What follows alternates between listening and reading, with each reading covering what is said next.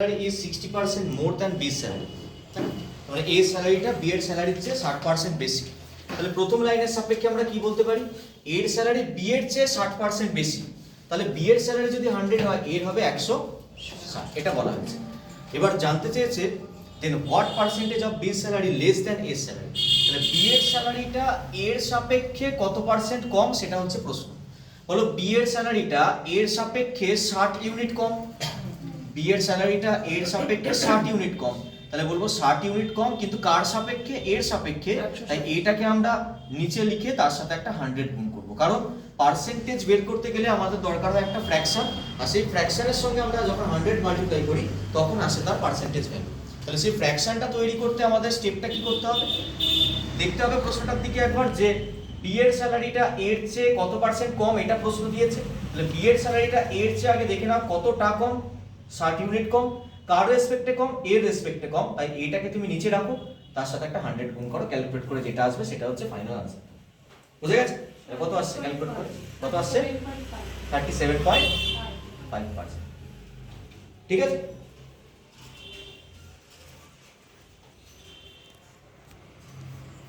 এটা গেল এক নম্বর। দু নম্বরটা কি বলা হয়েছে?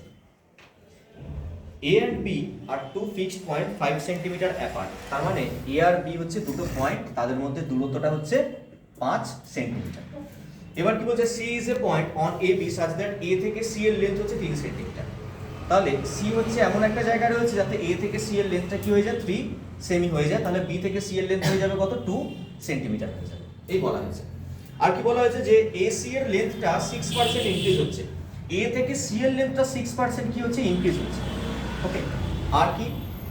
the length of BC is increased by।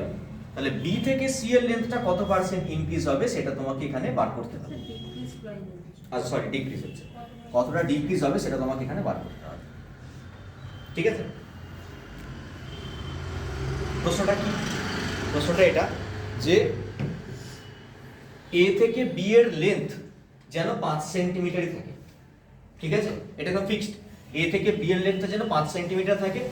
R C এমন একটা জায়গা ছিল, A আর C এর যে লেন্থটা সেই লেন্থটা 3 সেন্টিমিটার ছিল, যেটা 6% ইনক্রিজের পর C পয়েন্টটা কোথায় চলে গেছে বলো? একটু সাইডে সরে গেছে।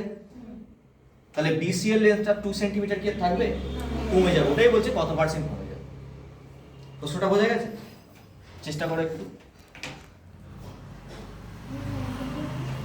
হ্যাঁ, ফর্মুলাটা কি হবে? দেখো ফর্মুলাটা হবে না। কেন হবে না জানো ফর্মুলাটা? না না, তিনটে কোথায় আছে? দুটোই তো আছে। এটা একটা পার্সেন্টেজ, এটা একটা পার্সেন্টেজ। ফর্মুলাটা কেন হবে? আচ্ছা দেখো, আমাকে এই জিনিসটা বের করতে বলেছে যে BC এর লেন্থটা কত পার্সেন্ট ডিক্রিজ হবে। দেখো, আমরা AB এর length equal to AC plus BC লিখতে পারি তো নাকি? হ্যাঁ, দেখো এইটা তো একদম ফিক্সড, এটা তো একদম ফিক্সড, এটা তো কনস্ট্যান্ট, মানে এটা চেঞ্জ হচ্ছে না কোনো। চেঞ্জ হচ্ছে কোনটা? এটা আর এটা, তাই তো? এবার দুটো ফ্যাক্টরের মধ্যে কিসের সম্পর্ক আছে দেখো একবার? যোগের আছে। x + y + x হবে 100টা কখন ইউজ হয়? যখন দুটো ফ্যাক্টরের মধ্যে মাল্টিপ্লিকেশন রিলেশন হবে। তাহলে এটা ওই ফর্মুলার কোশ্চেন। অনেক রকম ভাবে করা যায়। ঠিক আছে? অনেক রকম ভাবে করা যায়। দেখো 3 এর ভ্যালু 6% বেড়ে যাওয়ার পর C পয়েন্টটা এখানে থাকবে না নিশ্চয়ই। C পয়েন্টটা কোন দিকে সরবে? এই দিকে সরবে, তাই তো নাকি? আচ্ছা, তাহলে এখানে 2 সেন্টিমিটার লেন্থটাও আর থাকবে না। তাহলে 2 সেন্টিমিটার লেন্থটা কতটা কমবে? ওই যতটা C সরেছে ততটাই কমবে। তাহলে আমি ধরে নিচ্ছি হচ্ছে এই যে পার্সেন্টেজটা ডিক্রিজ হয়েছে সেটা হচ্ছে x% ডিক্রিজ হয়েছে। তো আমি কি এখান থেকে এটা বলতে পারি 3 সেন্টিমিটারের 6% যা বলো তো? 3 সেন্টিমিটারের 6% মানে কাকে ডিনোট হচ্ছে? কোন পার্সেন্টটা ডিনোট হচ্ছে? 3% 3 সেন্টিমিটারের 6%? না, এসি না, এইখান থেকে এইটু যেটু সরছে C পয়েন্টটা 3 সেন্টিমিটারের 6% কোনটুকু ডিনোট হচ্ছে? ওই যতটুকু সরছে, বা হ্যাঁ C পয়েন্টটা যতটুকু সরছে ততটুকু ডিনোট হচ্ছে। আর বলো তো 2 সেন্টিমিটারের x% কাকে ডিনোট করছে? যতটা কমছে, তাই তো নাকি? যতটুকু সরছে। তাহলে এবার এখান থেকে কি আমরা একটা ইকুয়েশন তৈরি করতে পারি? 3 সেন্টিমিটারের 6% যা 2 সেন্টিমিটারের x% সমান। ব্যাস, x কমপ্লিট করতে হয়ে গেল। তাহলে 3 সেন্টিমিটারের 6% যা 2 সেন্টিমিটারের x% হচ্ছে তাই, এখান থেকে পার্সেন্টেজ কেটে দাও আর দেখো x এর মান তুমি পেয়ে যাচ্ছ। x = ক্লিয়ার হয়েছে নাকি হয়নি? ঠিক আছে।